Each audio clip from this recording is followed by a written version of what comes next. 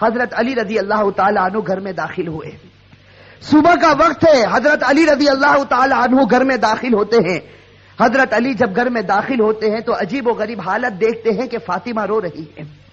اب صبح کا وقت ہے, فاطمہ رو رہی, آنکھوں سے آنسو جاری ہے, اور حضرت علی دیکھتے ہیں کہ فاطمہ چکی پیسنے کے لیے تیار ہے, اور قریب میں پانی گرم ہو رہا ہے, اور قریب میں کپڑے رکھے ہیں جس کو دھونا ہے. اب حضرت علی حیران ہو جاتے ہیں کہ میں تو روزانہ صبح گھر میں آتا ہوں, لیکن کبھی میں نے یہ تو نہیں دیکھا کہ میری بیوی فاطمہ رو رہی ہو اور پانی گرم ہو رہا ہو, کہیں کپڑے دھلنے کی تیاری ہو رہی ہو, کہیں چکی پیسنے کی تیاری ہو رہی ہو. بس حضرت علی رضی اللہ تعالیٰ عنہ گھبرا جاتے اور اپنی بیوی فاطمہ سے پوچھتے ہیں کہ آخر یہ کیا معاملہ ہے, یہ صبح صبح فجر کے وقت کیا عالم ہے کہ تم رو رہی ہو اور یہ ساری چیزیں تیار ہو رہی ہیں. روایت کے اندر ہے حضرت فاطمہ کوئی جواب نہیں دیتی. حضرت علی جیسے جیسے سوال کرتے فاطمہ کا رونا اور زیادہ ہو جاتا. حضرت علی بہت سوال کرتے اور فاطمہ دھاڑے مار کر روتی ہے. آخر میں حضرت علی کہتے ہیں کہ تجھے خدا کا واسطہ ہے, مجھے بتا دے تو کیوں رو رہی ہے, اور صبح میں یہ کیا حال ہے کہ پانی گرم ہوتا ہے, کہیں کپڑے دھلے جا رہے ہیں, کہیں کچھ تیاری ہو رہی, آخر کیا معاملہ ہے. بس حضرت فاطمہ رونے لگتی اور رو کر کہتی ہے کہ میں آپ سے کیا بتاؤں, رات کو میں نے خواب دیکھا. حضرت فاطمہ فرماتی ہے کہ رات کو میں نے خواب دیکھا, خواب میں نے میرے آقا سرکار دو عالم صلی اللہ علیہ وسلم کو دیکھا.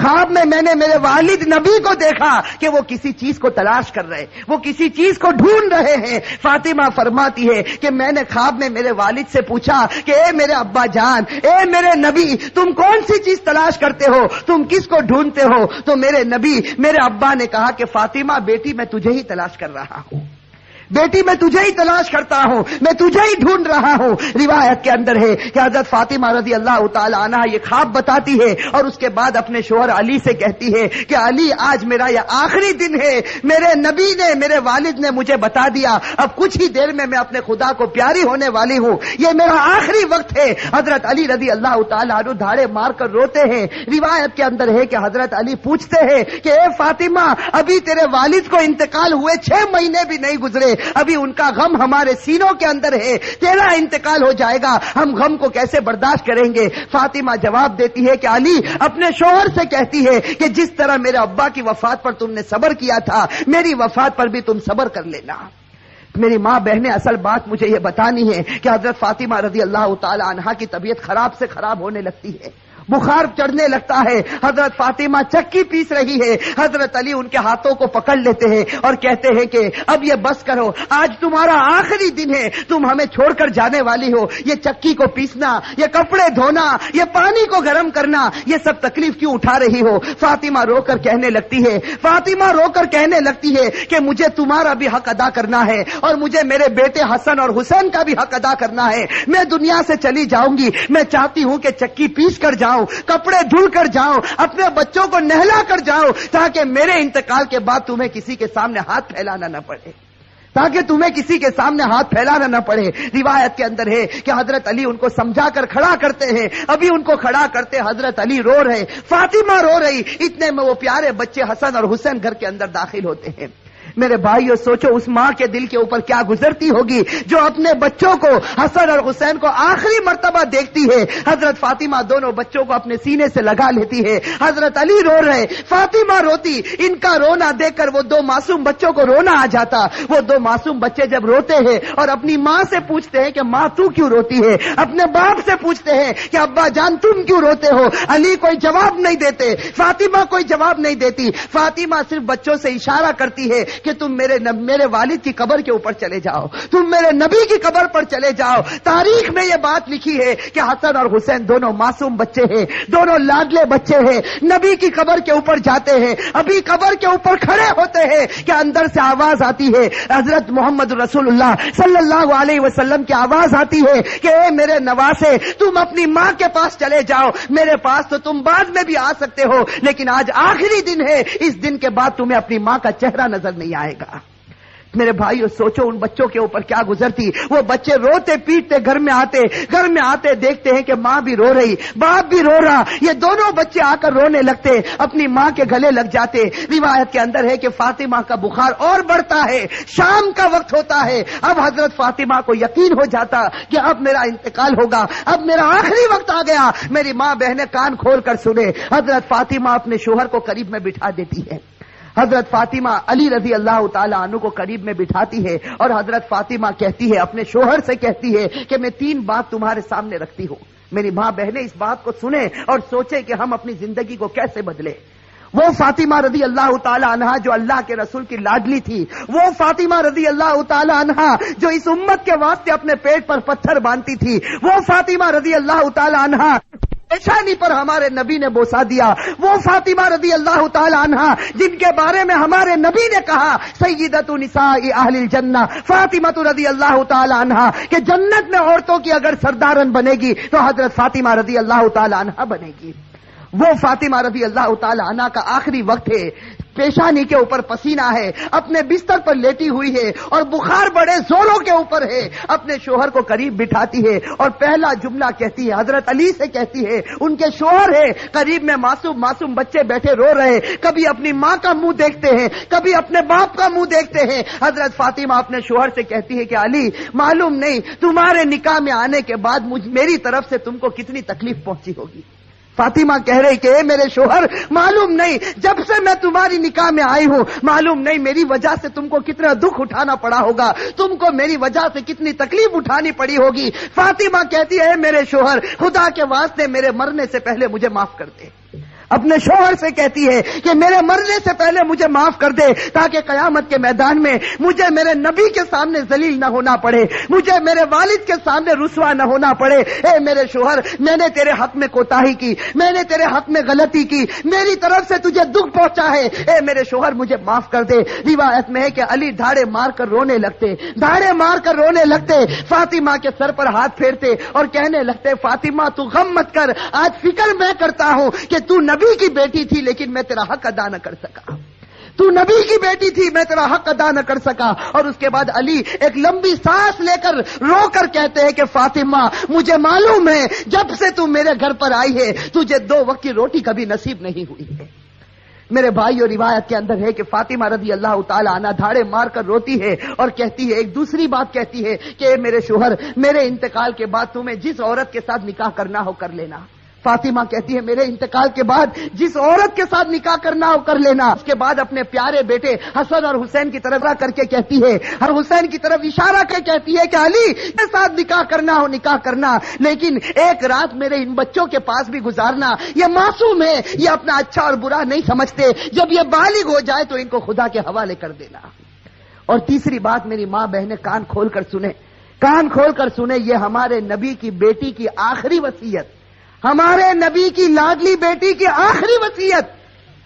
حضرت فاطمہ رضی اللہ تعالی عنہا فرماتی ہے کہ اے میرے شوہر, حضرت علی سے کہتی ہے کہ میرے شوہر جب میرا انتقال ہو جائے تو کسی کو نہ بلانا, جب میرا انتقال ہو جائے, جب میری وفات ہو جائے کسی کو نہ بلانا. حضرت علی بڑے جوش میں آ جاتے اور کہتے ہیں کہ تو نبی کی بیٹی ہے اور تو کہتی کسی کو نہ بلانا, میں تو سارے مدینے والوں کو بلاؤں گا, میں انصار کو بلاؤں گا, میں مہاجرین کو بلاؤں گا, میں پورے مدینے کو تیرے جنازے میں جمع کر دوں گا. حضرت فاطمہ اشارے سے کہتی ہے کہ نہیں, میرے جنازے میں کسی کو نہ بلانا, میرے جنازے میں صرف تم ہوں گے اور میرے یہ 2 معصوم بیٹے ہوں گے, ان کے سوا میرے جنازے میں کوئی نہ آئے. حضرت علی پوچھتے آخر وجہ کیا ہے؟ حضرت فاطمہ رونے لگتی اور رو کر کہنے لگتی ہے کہ میرے والد نے مجھ سے کہا تھا کہ بیٹی پردے میں رہنا, میرے والد نے مجھ سے کہا تھا بیٹی پردے میں رہنا, میں نے میری والد کی بات کو پورا کر لیا. زندگی میں کسی مرد نے میرے بدن کو نہیں دیکھا, میں چاہتی ہوں کہ موت کے بعد بھی کوئی میرے بدن کو نہ دیکھے, میں چاہتی ہوں موت کے بعد بھی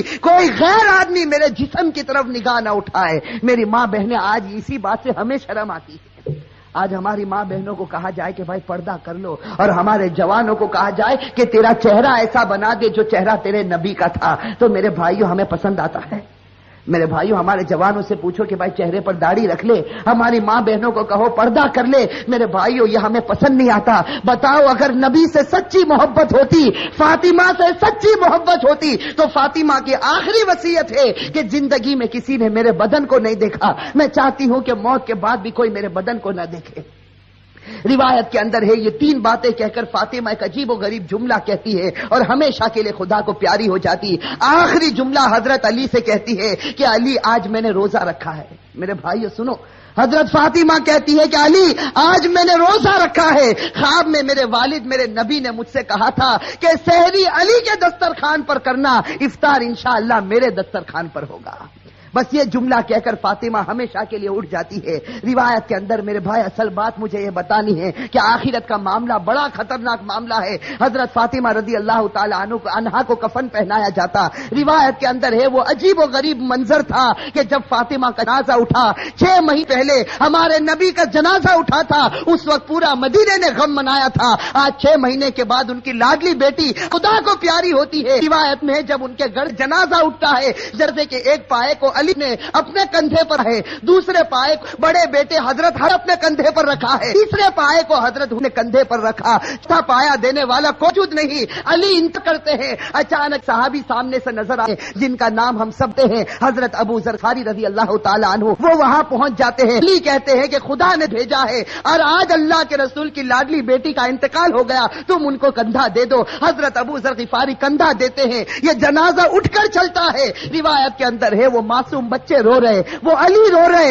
ابو ذر غفاری رو رہے۔ روایت کے اندر ہے کہ وہ قبر جہاں قبر کو کھودا گیا تھا، اب اس قبر کے اندر فاطمہ کو رکھنا ہے۔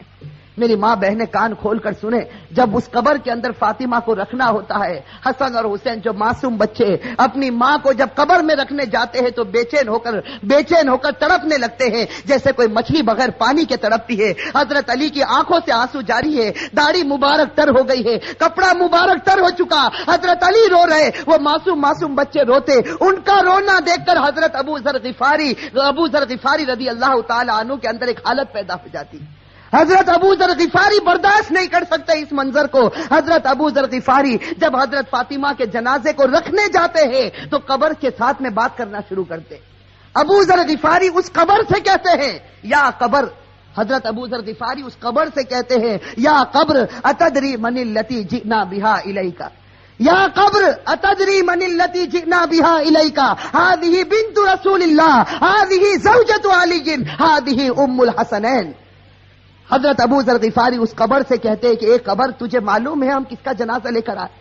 اس لیے کہ حضرت ابو ذر غفاری سے برداشت نہیں ہوتا، وہ معصوم بچے روتے ہیں، وہ علی جیسا بہادر آج اپنی آنکھوں سے آنسو بہاتا ہے، تو حضرت ابو ذر غفاری اس قبر سے کہتے ہیں، یا قبر، اے قبر، تجھے معلوم ہے ہم کس کا جنازہ تیرے اندر رکھتے ہیں؟ یہ اس کا جنازہ ہے جس کو اللہ کے رسول کی بیٹی کہا جاتا، یہ اس کا جنازہ ہے جس کو علی کی بیوی کہا جاتا، یہ اس کا جنازہ ہے جس کو حسن اور حسین کی ماں کہا جاتا۔ روایت کے اندر ہے کہ ابو ذر غفاری جنازے کو رکھتے، یہ جملہ کہتے ہیں، قبر کے اندر سے آواز آتی، قبر کے اندر سے آواز آتی، یا ابا ذر، اے ابو ذر، ھذا لیس بیت نسب ولا حسب، کہ ابو ذر یہاں خاندان مت گناؤ، یہاں خاندان اور رشتے مت گناؤ، یہاں تو یہ بتاؤ اچھے عمل کر کے کون آیا اور برے عمل کر کے کون آیا۔ میرے بھائیو، یہ جو جملہ قبر کے اندر سے نکلا تھا، یہ فاطمہ کے لیے نہیں نکلا تھا، یہ فاطمہ کے لیے نہیں نکلا تھا۔ حضرت فاطمہ بخشائی خدا کی بندی ہے، ہمارے نبی نے بشارت دی ہے کہ وہ جنتی ہے، لیکن یہ جملہ ہمارے لیے، ہماری ماں بہنوں کے لیے نکلا تھا کہ جب قبر کے سامنے تمہارا جنازہ آ گیا، اب یہ مت بتاؤ تمہارے پاس بنگلہ تھا یا گاڑی تھی، تم کون سے خاندان سے تعلق رکھتے تھے، تم کس زمین پر رہتے تھے، اب خدا کو کوئی پرواہ نہیں، اب تو یہ بتاؤ خدا کے رسول کو مان کر آئے ہو یا نافرمانی کر کے آئے ہو؟ اگر مان کر آئے ہو تو جنت کا باغ ہے، اور میرے بھائیوں نافرمانی کر کے آئے ہو تو اللہ حفاظت فرمائے، وہ جہنم کے گڑھوں میں سے ایک گڑھا ہے۔ میرے بھائیوں، اللہ ہم سب کی عذاب قبر سے اللہ ہم سب کی حفاظت فرمائے۔ میرے بھائیوں، آج سچی بات ہے، خاص کر کے میں اپنی ماں بہنوں سے کہتا، آج ہماری ماں بہنیں جب آپس میں جمع ہوتی ہے، دنیا کی باتیں ہوتی ہے، غیبت ہوتی ہے، چغلی ہوتی ہے، آپس کا حسد اور عداوت نکالی جاتی ہے، لیکن میرے بھائیوں آج آخرت کے تذکرے ہم سے ختم ہو چکے ہیں، آج موت کے تذکرے ہم سے ختم ہو چکے۔ میں آپ سے پوچھتا ہوں کہ وہ حضرت عثمان غنی رضی اللہ تعالی عنہ جب غزوہ تبوک کا موقع ہوتا ہے، ہمارے نبی فرماتے ہیں کہ عثمان تم کتنا مال لا سکتے ہو؟ حضرت عثمان اتنا مال لاتے کہ ہمارے نبی کو کہنا پڑتا عثمان بس کرو، تم نے خدا کے راستے میں بہت قربانی دے دی۔ اور پھر ہمارے نبی کہتے ہیں کہ عثمان کو قریب بلاتے اور کہتے ہیں کہ عثمان آج تم نے اتنا مال دیا خدا کے راستے میں کہ خدا تم سے اتنا خوش ہو گیا کہ اگر اب تم سے کوئی گناہ ہوگا تو خدا تمہاری پکڑ نہیں کرے گا۔ میرے بھائیوں کیسا سرٹیفکیٹ حضرت عثمان غنی رضی اللہ تعالی عنہ کو ملتا ہے، خلیفۃ المسلمین جو بنے۔ حضرت عثمان غنی رضی اللہ تعالی عنہ کو اللہ کے رسول کی طرف سے سرٹیفکیٹ ملا، عثمان اگر تیرے سے کوئی گناہ ہو جائے گا خدا تیری پکڑ کرے گا، تو نے اسلام واسطے بڑی بڑی قربانیاں دی۔ لیکن میرے بھائیوں ذرا حضرت عثمان کی تاریخ کو اٹھا کر دیکھیں، یہی حضرت عثمان جب مسلمانوں کے خلیفہ بنتے ہیں، روایت کے اندر ہے حضرت سعید ابن عامر رضی اللہ تعالی عنہ فرماتے ہیں کہ رات کا وقت ہوتا ہے، یہ امیر المؤمنین عثمان غنی رضی اللہ تعالی عنہ قبرستان چلے جاتے ہیں، رات کا وقت ہے، سناٹا ہے، حضرت عثمان غنی رضی اللہ تعالی عنہ قبرستان چلے جاتے اور روایت میں ہے کہ قبر کے پاس جا کر اتنا روتے تھے قبرستان میں جا کر حتی تبل لحیتہ، یہاں تک کہ ان کی داڑھی مبارک تر ہو جاتی تھی۔ اور لوگ پوچھتے تھے، لوگ آ کر عثمان سے پوچھتے تھے تذکر الجنت والنار فلا تبکی وتبکی من ھذا، کہ عثمان تم جنت کا تذکرہ کرتے ہو، تم جہنم کا تذکرہ کرتے ہو، لیکن اتنا نہیں روتے، کیا بات ہے کہ تم قبرستان میں جاتے ہو تو اتنا روتے ہو؟ اس وقت عثمان غنی رو کر جواب دیتے تھے کہ میں نے میرے نبی کو یہ کہتے سنا، ان القبر لمنزل من منازل الاخرہ فان نجا منه فما بعده اثر منه وان لم ينج منه فما بعده اشد منه۔ حضرت عثمان کہتے تھے کہ میں نے میرے نبی کو یہ کہتے ہوئے سنا ہے قبر آخرت کی منزلوں میں سب سے پہلی منزل ہے۔ میری ماں بہنیں، میرے بھائیوں، اس کو سوچو، قبر کی منزل آخرت کی منزلوں میں سب سے پہلی منزل ہے۔ عثمان غنی نے نبی کا فرمان سنا دیا، جو اس منزل میں کامیاب ہو گیا وہ سب منزلوں میں کامیاب ہو گیا، اور اللہ نہ کرے میرے بھائیوں، اللہ نہ کرے جو اس منزل میں پکڑا گیا وہ سب منزلوں میں پکڑاتا جائے گا۔ میرے بھائیو اللہ ہم سب کی حفاظت فرمائے۔ میرے بھائیو سوچو، ایک دن ہمیں بھی مرنا ہے، ہمیں خدا کے پاس جانا ہے۔ میں میرے جوانوں سے کہتا ہوں کہ ایک ارادہ کرو، دیکھو ایک پکا سچا ارادہ کرو کہ اللہ ہم سب کو گناہوں سے بچا دے۔